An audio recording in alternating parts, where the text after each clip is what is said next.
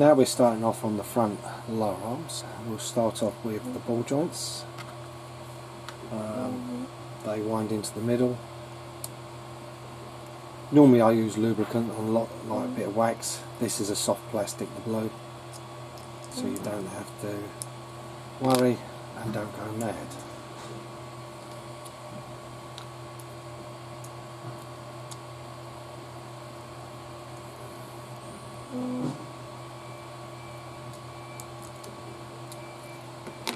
Like that. So we'll get them lined up, because you need them lined up. Then we take one of the front shock mounts and you go through the wishbone and onto the flange nut.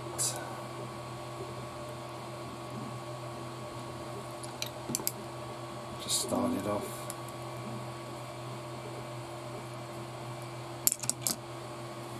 As long as you've got this webbed a bit going upwards, you shouldn't get it wrong.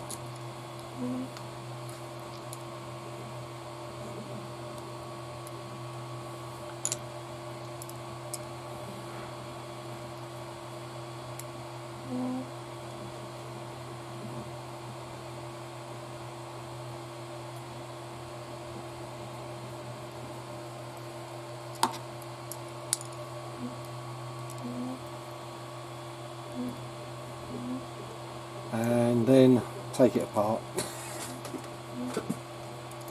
because I put it the wrong way up, so you've got to be careful with these.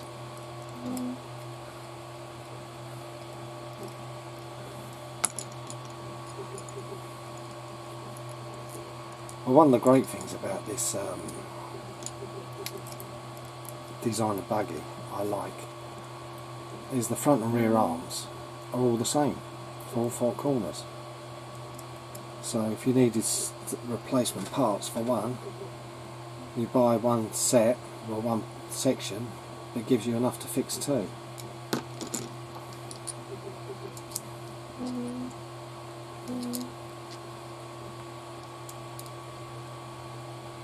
Well, I'm not going to say all the retro ones are perfect, they all have their little faults.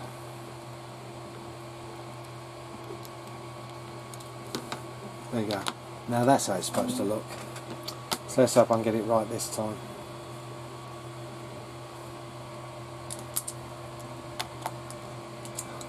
And get it done before the dust cart makes too much noise.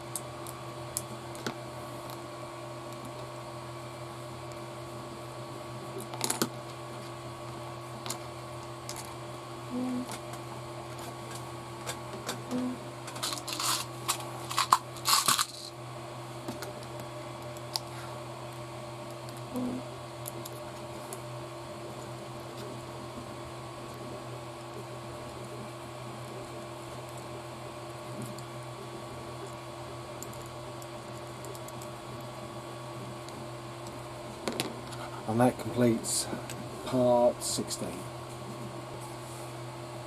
Now we're on stage 17, which is front wishbones. With the balls this time I will lubricate, because we're going into hard plastic.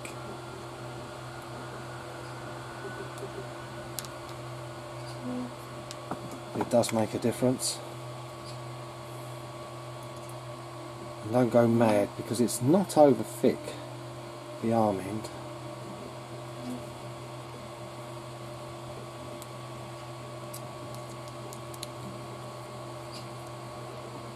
Be careful when you get to the last bit. Just don't wrench them.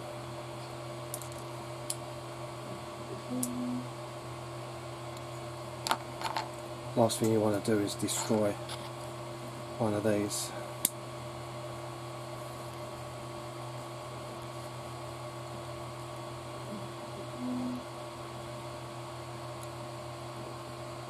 Means it feels like it's getting tight, but it's not there yet. No. There we go. Then we're going to fit the drive cup on a bearing, outer bearings,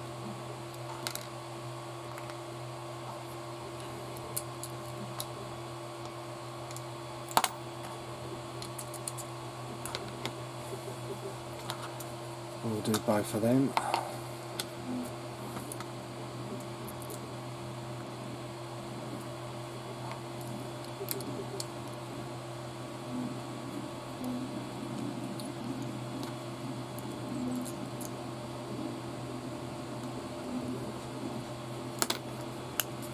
That's gone in.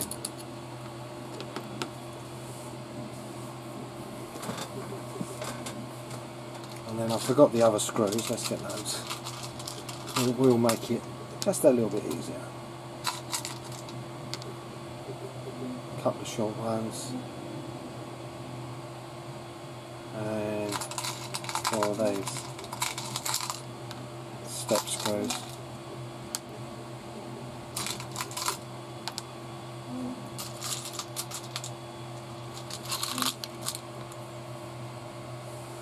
Normally I would say I'll pre-tap these into the hubs, but these are a little bit different. They're pre-threaded, so you just take your time.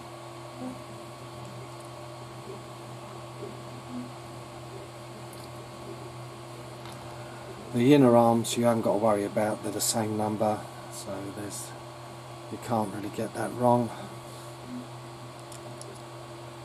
but you must get this screw in straight.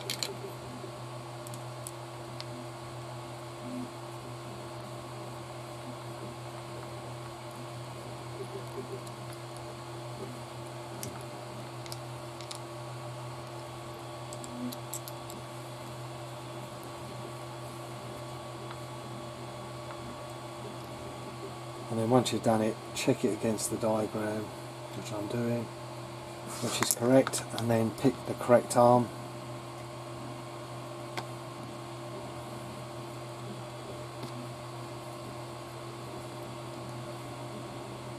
And finish with the pin screw.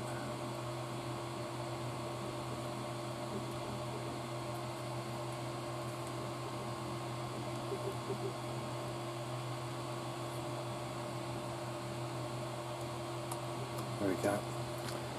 It will eventually go in.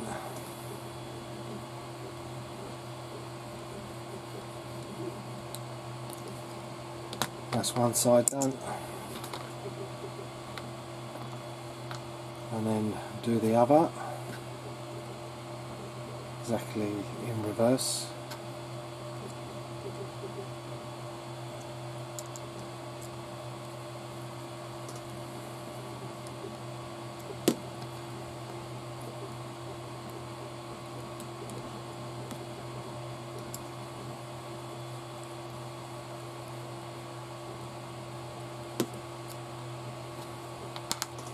And then we fit on to the lower wishbone.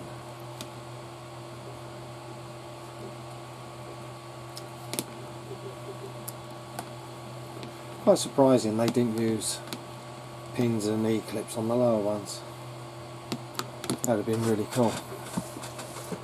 Well, there you go, that's what you should end up with. The 2 front lower wishbones.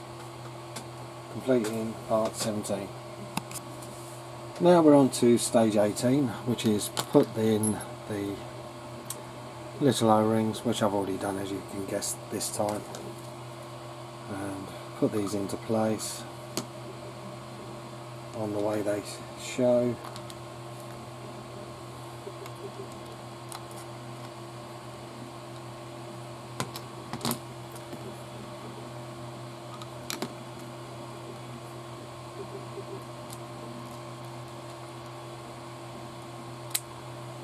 Very nice. They're in place. And then we've got this little piece here, which is a bracket of some sort, also a strengthener. So just push it on the back. It fits with 2 screws and a bolt. So do the 2 screws first, I recommend that totally.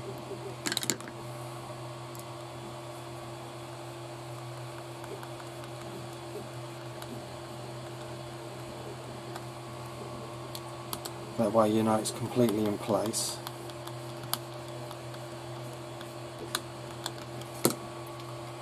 then you can put the bolt through and the obligatory flange nut.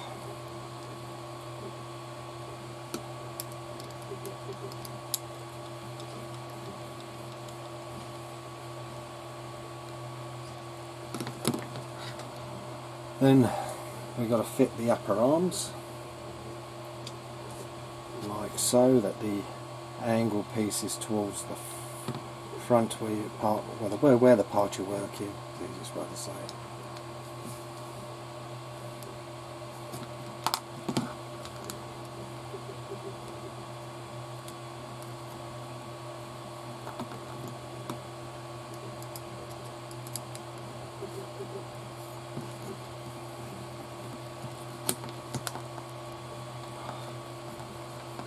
There we go. This one.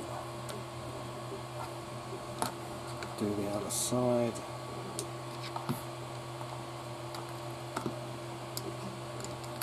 And this completes stage 18.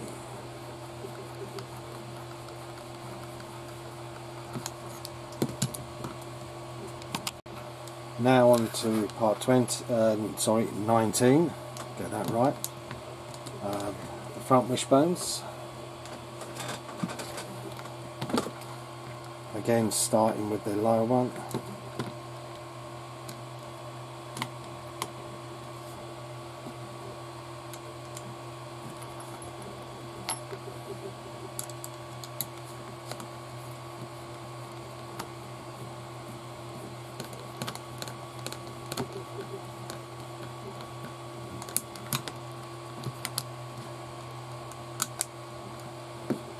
That's one side.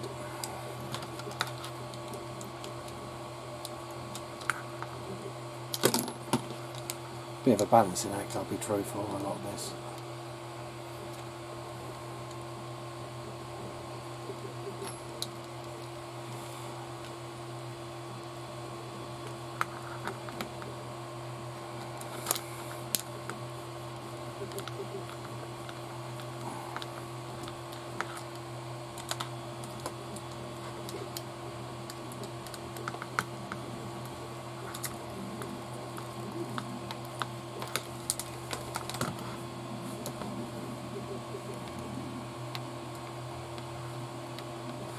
For some reason I can't get this one to go in.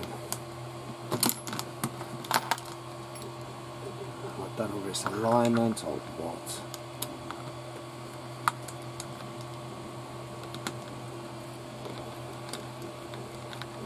There we go. Bit tricky this one, lining up on the other side. Done. Now we'll put the first of the drive shafts in.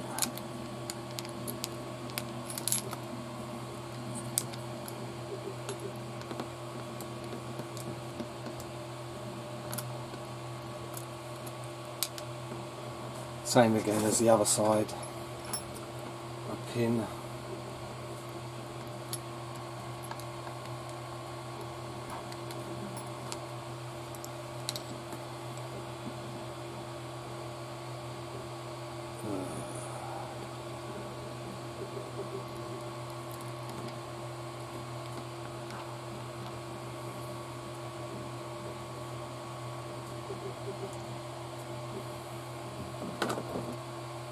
Here goes the first one.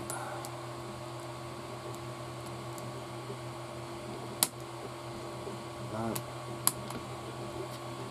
Maybe, yep, that's a yes. That seems okay. Now put the drive shaft back in I knocked out.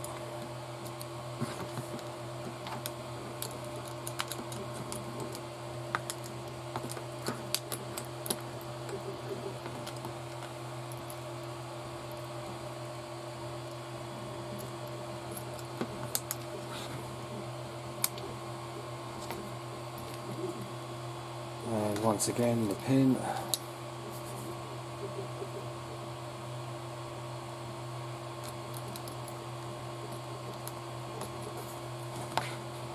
There we go, that's in.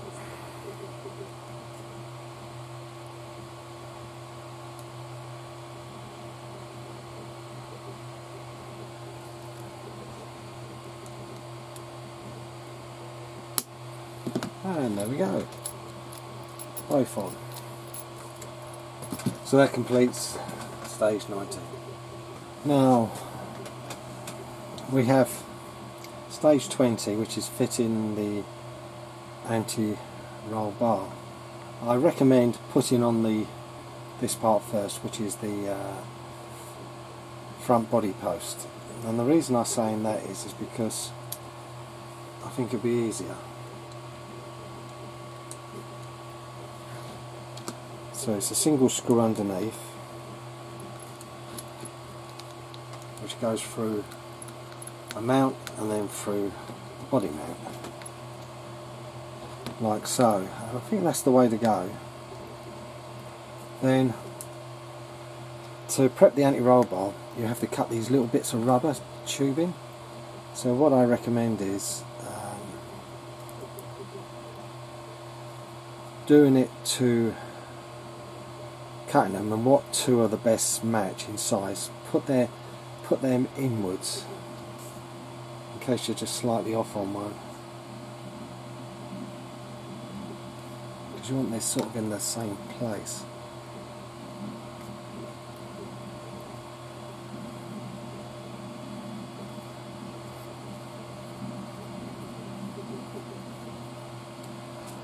That's what you should do. You see they're uneven.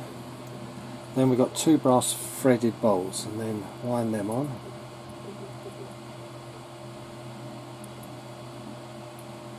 I'll try to.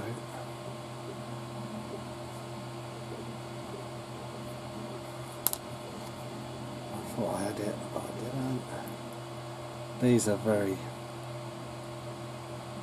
just a total pain for me.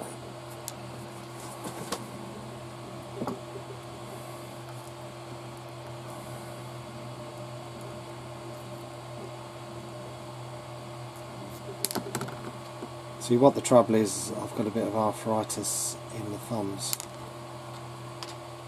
and I struggle to grip little items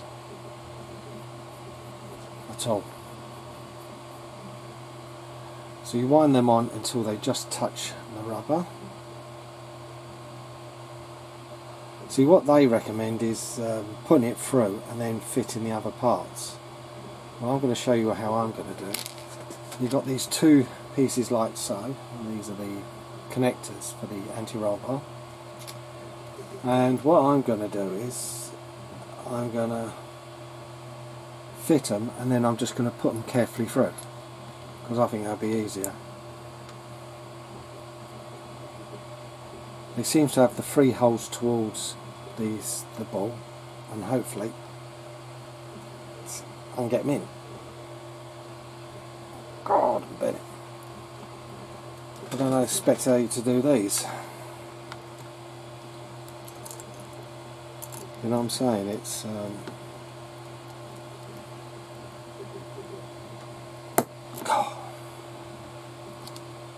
they are a little bit of a struggle, but you can see why I'm fitting them now, because once you've screwed this on, you won't be able to do what I'm doing, is like putting it on a screwdriver and pushing to get them together. Well, that's the general idea. As you can see, there we go. See, I think that way was easier, because this is how hard this bit is of getting them through. You just wiggle it through and it's in place. You know, if I'd have put that first and screwed it on, it would have been a complete pig.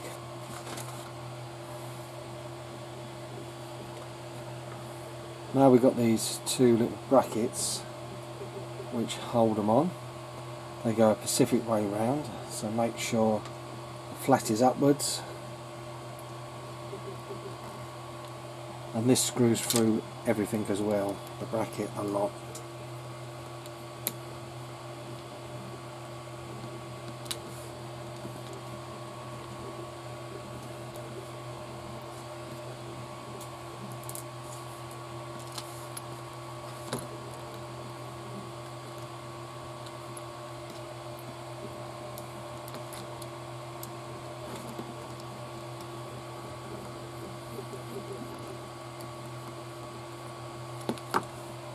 There we go, tighten them up, and that's how it fits.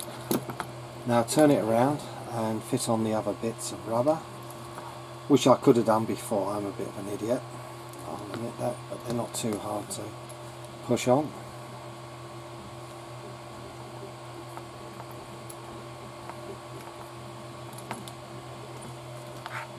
There we go, they're on. And this is where a good set of very long nosed pliers come into play. So you can easily go over and pop them on with no effort at all.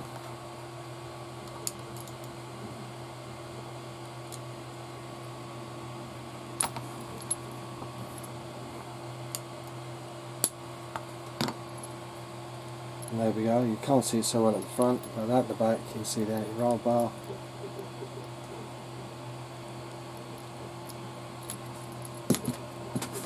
And that completes stage 20. Now section 21 I'm not going to bore you with because it's just the old shocks. You're putting on an X2 piston onto the piston shaft. It goes through with a red O-ring, a collar, a red O-ring, collar, and then the cap, and then you screw a flange nut on it to do that. But the last part of the assembly I'll show that, putting the springs on, as it's different to normal ones. But I'll just knock out the shocks and then we'll be back for part 22. No, 23 actually. They're the shocks filled with oil, and this is where these differ from normal shocks. You put a spring on, pull it back, and put the pliers just behind the nut, and you wind on the base. It's threaded so it goes quite easy until it touches, and once you've wound the end on, you pull the spring back, and they say give it a little twist with a spanner the opposite direction. So you might have to put the spanner on and try to hold the base and tweak. There we go. And there's the shocks.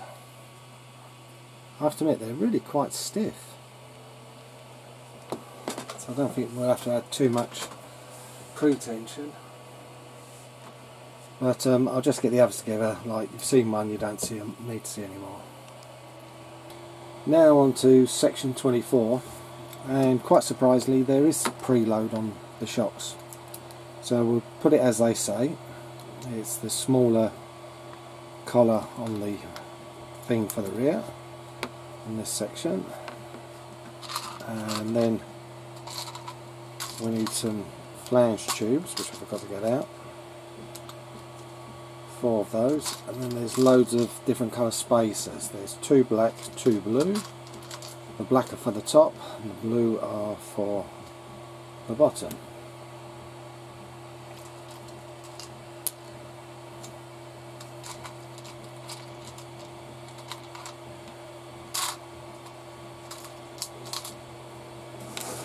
There we go.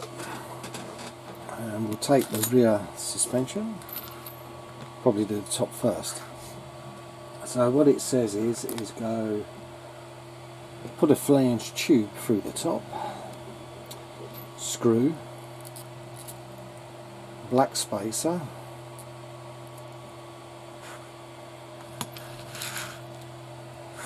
and that goes through the top. Unless I've got the wrong length screws.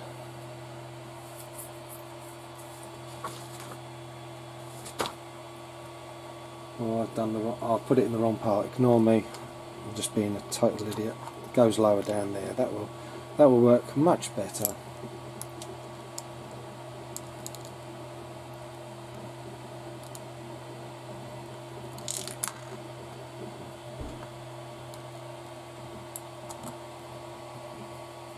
There we go.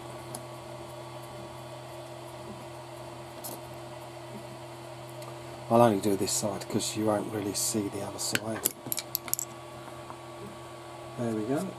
And then the bottom one is the shock, well, flange tube in the shock, then the blue spacer, there we go, one blue spacer, through which hole? Through the outer hole.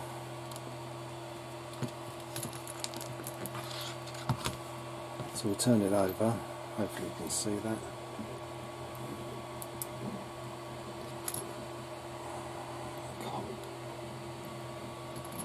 There we go. And another nut.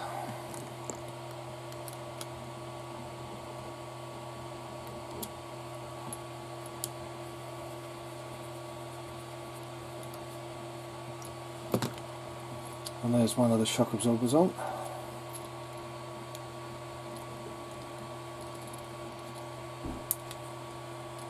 There we go.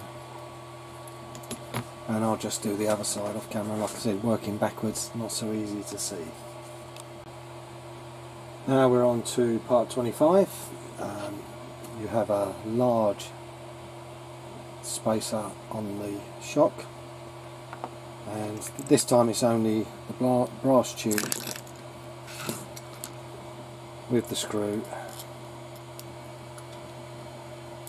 through the suspension and somehow get it on the back, because I've just noticed there's not a lot of room.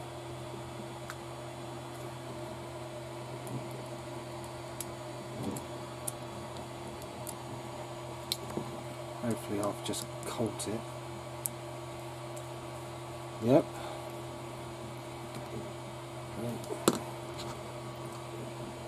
We'll do the other one. This you're going to have to compress it by a bit to get it in. There we go. And then pop that on the other side.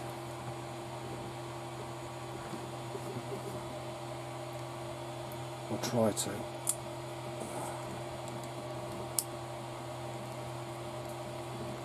Not too bad.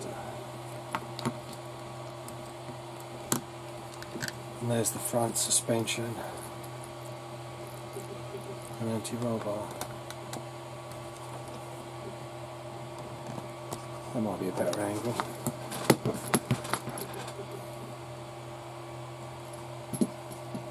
Now we're on to bag C, part 26, which is the servo. First of all, take the flat servo arm with the ball with a pin, and that's a little screw on the back. Sorry, a little nut on the back.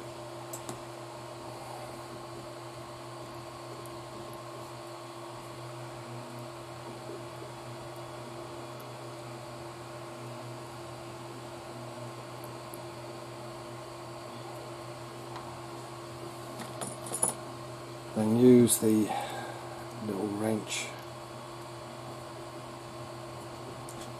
to tighten it up.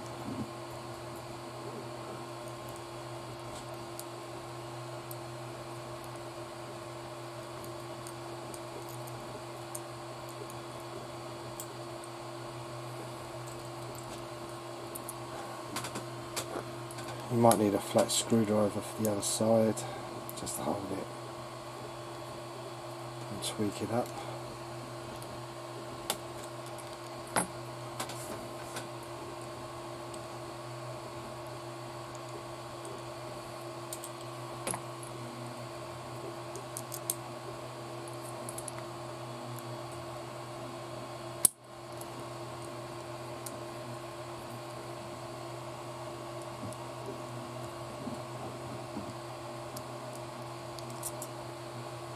For some reason I'm all fingers and thumbs today. There we go. Now clip on the springy with the split ring, put on the correct one for your well, correct servo mount to suit your radio. Then we'll get some power to the ESC,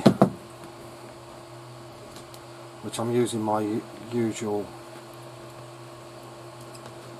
hobby wing 1060. You know, I like those ones, and an Asima version of the GT5.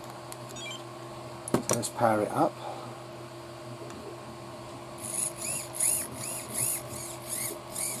But it's turning nice, and they say mount it this way. Not very straight at the moment, we'll try the other way.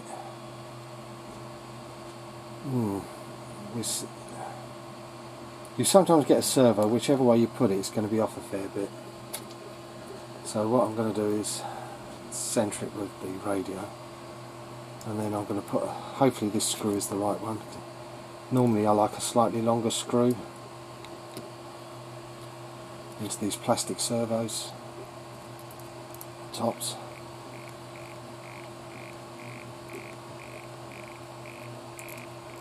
Nice.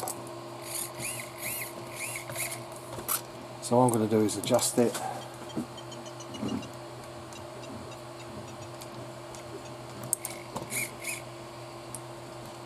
Yeah, this is taking up quite a bit.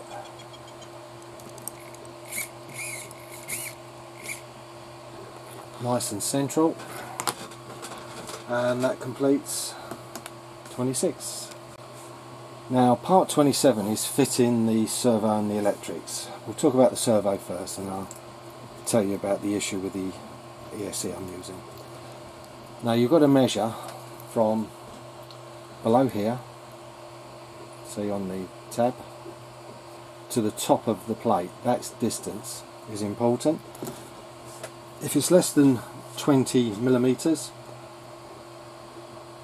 you put the raised side to the servo top. If it's like mine, greater, you put the bigger flat side to the top. Quite simple, but one of the things you have to check.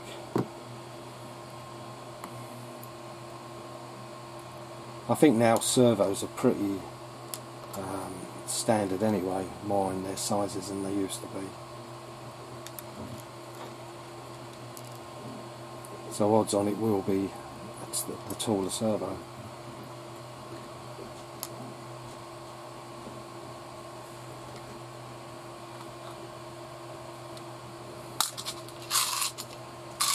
Be careful with the screws, there is an in-between size screw which is slightly longer on the smaller screw to mount these parts. Then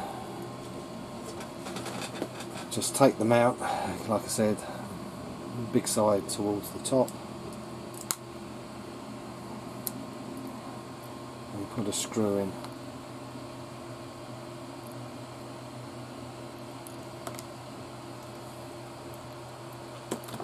Like I said, I'm all fingers and thumbs. That's there is a reason for it, of what's happening at the moment.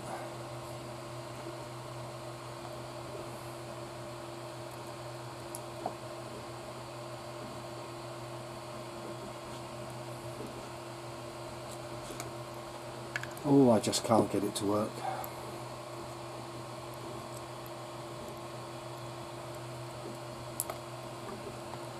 I think I'm going to scream in a minute.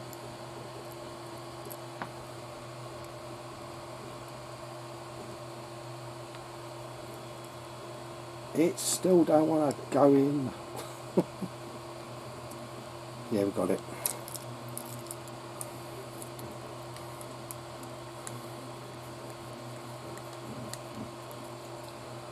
You know, that took more effort than it should have.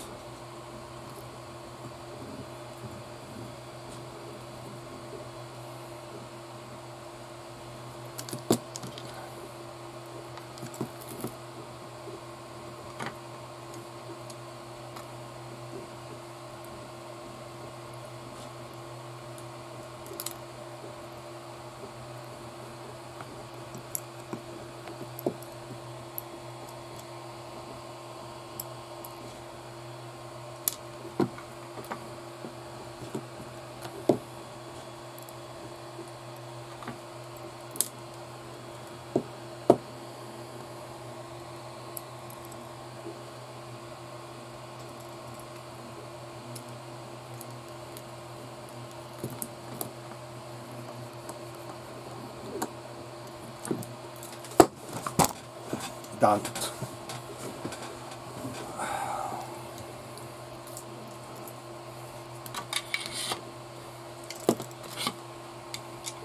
Now I'll put the fixed screw through from underneath on the chassis and then line up the servo.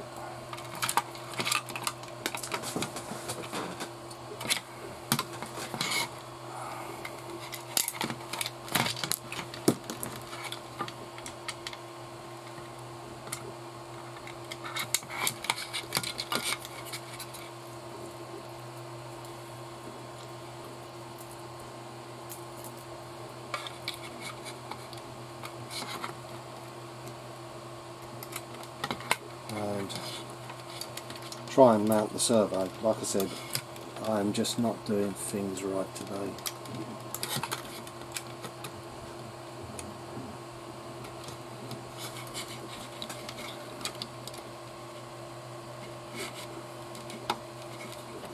Yay! I got it.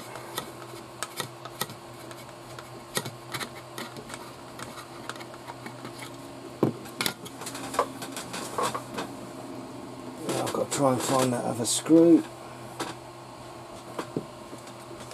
No, I'll find that later. I'll use another one.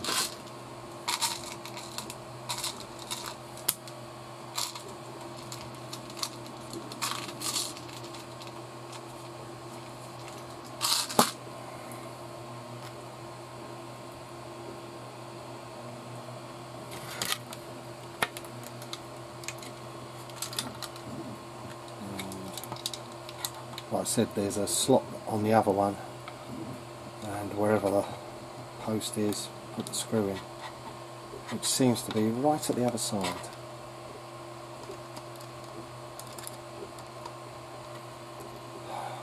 There we go.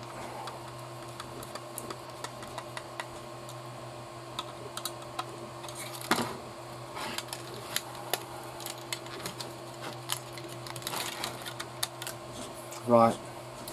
I'm not going to do any more of the electrics fitting because of where I've caused problems using this ESC is fitting the on-off switch. I might do it like this. Well, I'll see what I can do. Well, you can't see. I'll mount it on the outside, but I've got to try and run it through that hole. Does that make sense? Or if not,